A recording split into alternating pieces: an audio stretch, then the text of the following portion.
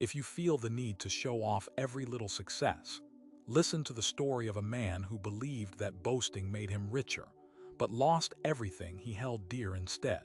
In a crowded town square at the heart of a seaside city lived a craftsman named Elias who, the salty scent of the ocean clung to the narrow streets of the bustling city, mingling with the sweet aroma of fresh bread from the bakery on the corner. The chatter of merchants hawking their colorful wares filled the air like a constant hum of life. Amid this lively backdrop, Elias stood outside his small workshop, the rich glow of the afternoon sun casting warm light on his hands as they carved a delicate wooden figurine. Elias was known far and wide for his skill. His hands moved with the precision of a sculptor and the gentle care of a musician. The wooden figures he shaped weren't just objects. They seemed alive, caught mid-motion, as if about to step off their pedestals and whisper secrets. Around town, many admired his craftsmanship, but it wasn't just his skill that made Elias unique. People said he had a magnetic spirit, always eager to share stories, to laugh loudest at parties, and to light up a room with his booming voice.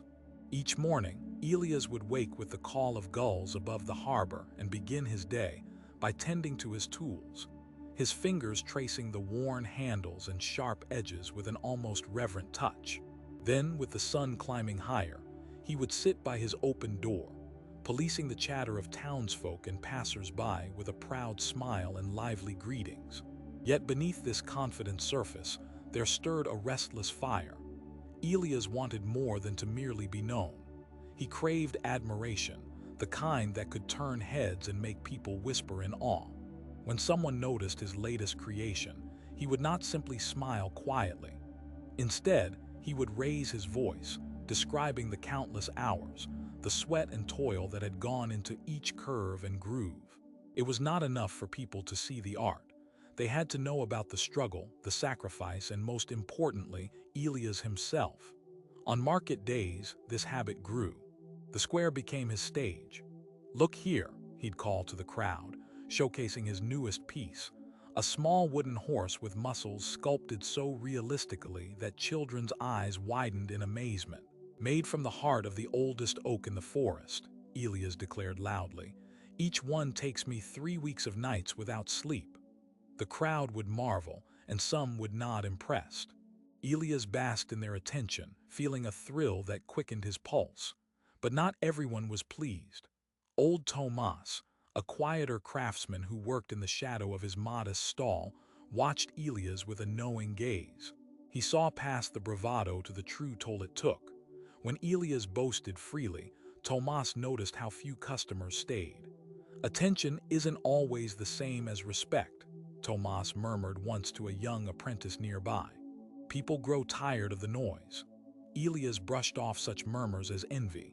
Still, little cracks began to wiggle in his life. His children, once eager to hear their father's stories, now drifted away after the first exaggerated tale. "Papa, you're just saying the same thing again," his daughter Sophia said one afternoon, a shadow of disappointment flickering across her face. Elias felt a strange tightening in his chest at her words but chuckled, masking the sharp sting. "I'm just telling the truth, Sophia. You'll see, one day people will remember my name forever." Sophia didn't answer. She walked off, leaving Elias alone with the echo of her retreating footsteps. He rubbed his forehead, the heat of embarrassment creeping up his neck.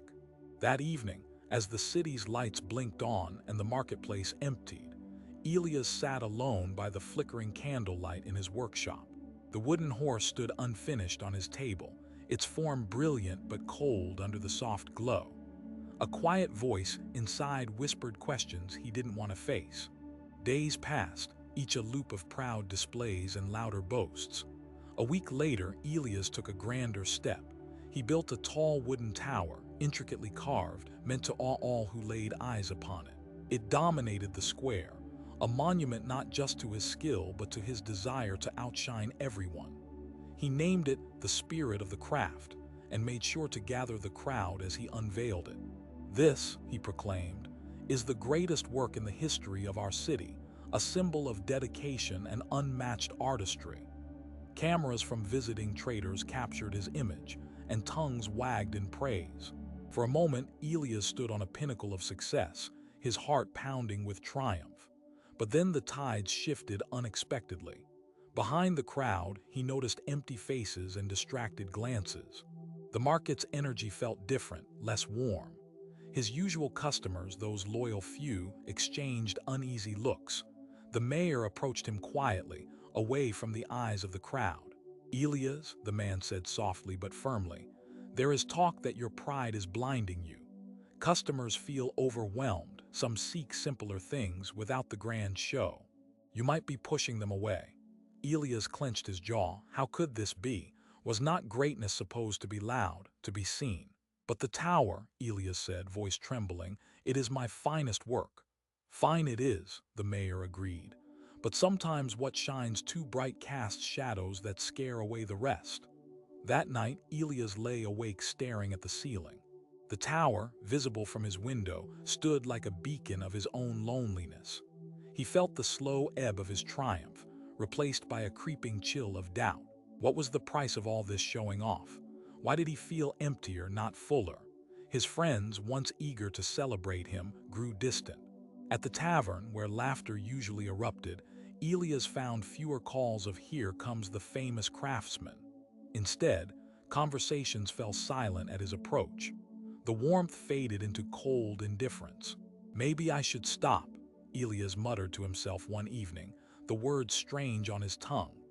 But pride quickly rose in defense, telling him to push harder, to be more impressive, to never admit weakness. One afternoon, as he packed up his tools after a quiet day, a gentle knock came at his door. It was Marable, an elderly woman known across the city for her calm wisdom and humble life.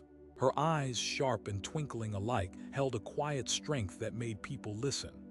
"Elias," she said softly, "mind if I come in?" He nodded, stepping aside to let her enter. The scent of herbs and old parchment filled the room around her, mingling with the familiar pine from his wood. Marable's fingers traced a dusty shelf as she looked around, then settled her gaze on Elias. "I have watched you for many seasons," she said, folding her hands peacefully. "Your work is beautiful, but your spirit seems burdened.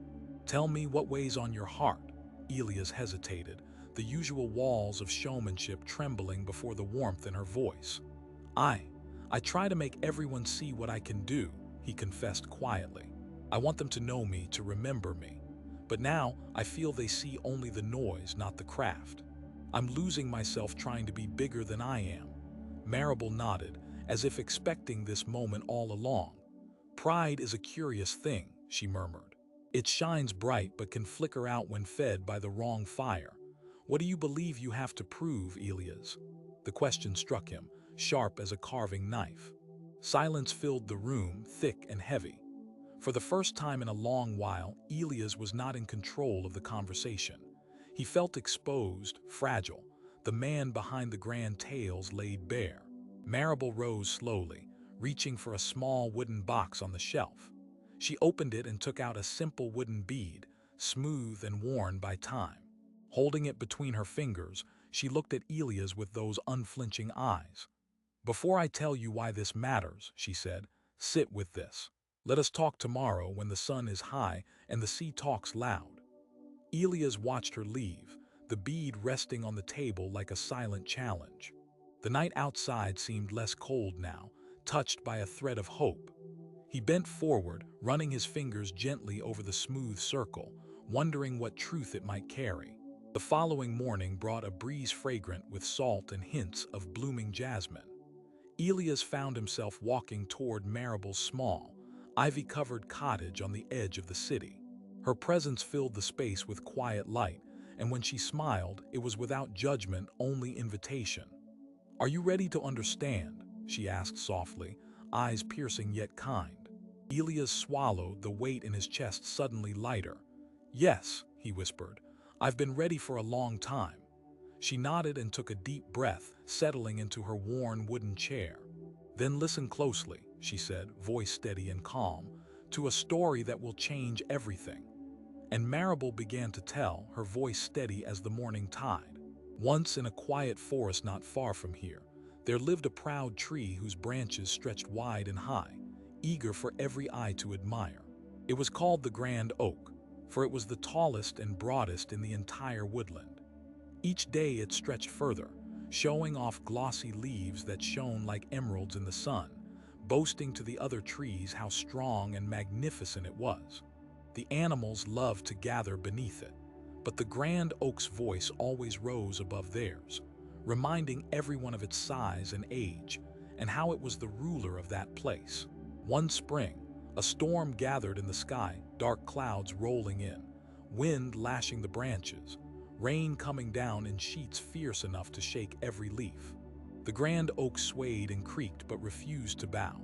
"Look at me," it seemed to shout with every gust. "I will stand firm through this, untouched and unbroken."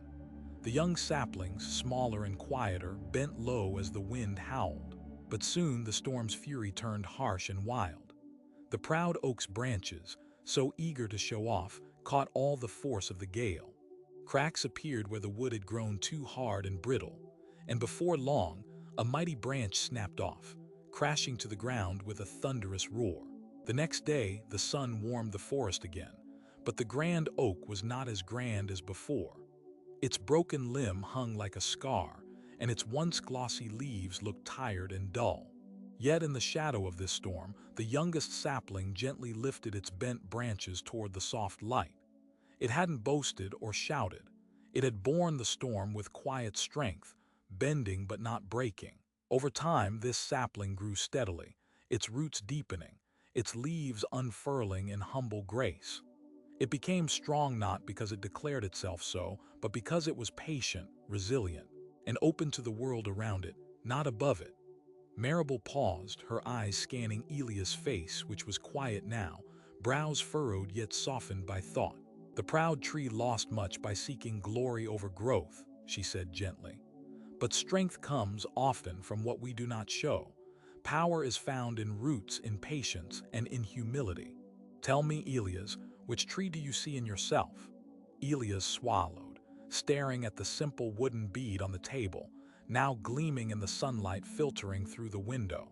A warmth spread through his chest, and for the first time he felt the weight of his need to be seen begin to lift. I understand," he whispered. "I've been the grand oak, proud, loud, brittle. I forgot that strength isn't all in your branches reaching out to be admired. It's in the roots, growing slowly and deeply." Tears filled his eyes, the relief like a gentle rain after a scorching drought. "I never wanted to lose my family, my friends, but I chased their eyes instead of their hearts." Marable smiled with a tenderness that seemed to fill the whole room. "And now that you see it, what will you do?" Elias looked at the bead again, then lifted his head with a calm firmness. "I will become the tree that grows quietly, deeply. Not to boast, but to endure. Not to be seen by crowds, but to be felt by those who matter." The next morning, the city awoke to a different Elias. The small wooden horse he'd left unfinished on his table was carefully completed with gentle hands. But when customers came, he no longer shouted or boasted. Instead, he offered his art with quiet humility, letting the beauty speak for itself. At first, the silence felt strange. Fewer voices gathered around his stall. The absence of applause was almost unbearable.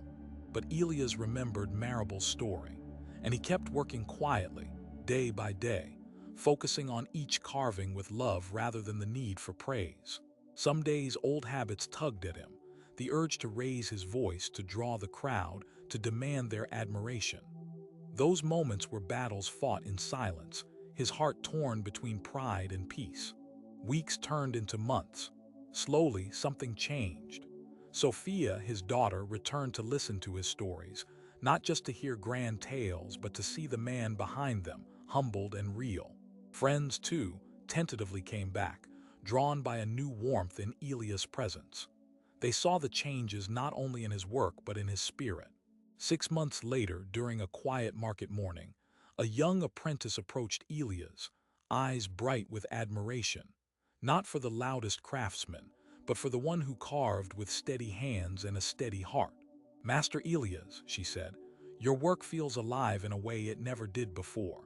It speaks not just of skill, but of truth. Elias smiled, the memory of his old noisy days no longer a source of pride but a lesson learned. "Thank you," he said softly. "It's taken time to listen, to my craft, to my family, and to myself."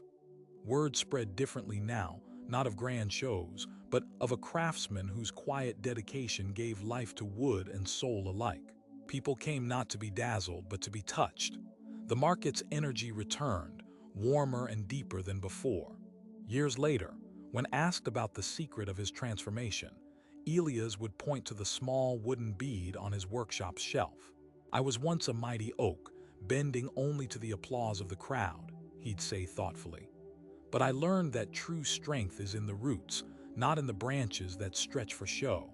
I am still growing slowly, patiently, and that is enough." And so Elias discovered that the louder you shout about what you have, the less you truly hold onto what matters, the love and respect of those who see your heart, not your noise. This story shows us that the greatest strength often lies beneath the surface, quiet and patient, not in the loud display that seeks to dazzle others. And you, how many times have you felt the urge to prove yourself, to make sure everyone knows your value, only to feel more alone? How many times did you chase applause instead of connection? How many moments did the noise drown out the quiet voice inside you that truly knows your worth?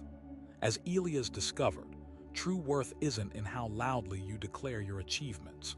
It's not about the grand gestures or the spotlight. It's about growing steadily, rooting yourself in humility and letting your work, your life, speak authentically. It's not about being seen by everyone. It's about being truly known by those who matter. You don't need to change everything at once. Start today by silencing just one boastful thought. Tomorrow, try to share your truth quietly without needing approval.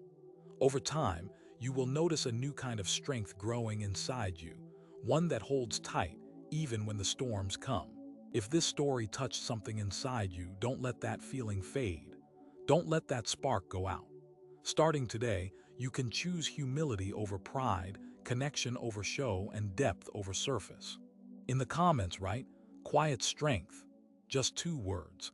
Like this video if you're ready to let your roots grow deep. Subscribe for more stories that remind you true strength is quiet but powerful. Share this with someone who needs to hear that being known is more important than being noticed. Because in the end, the tree that bends with the wind stands longest. Your strength has always been there, waiting patiently for you to find it.